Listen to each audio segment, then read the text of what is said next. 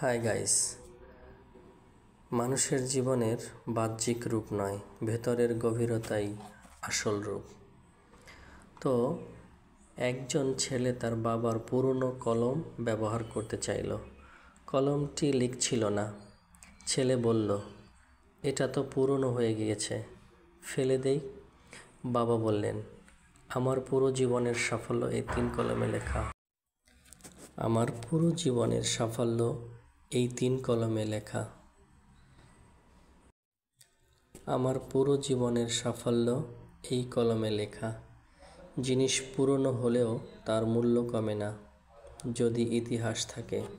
তো এটার দ্বারা বোঝা যায় মানুষের মূল্য তার অতীত ও অভিজ্ঞতায়, বাহ্যিক রূপে নয়, ভেতরের গভীরতাই আসল। ধন্যবাদ।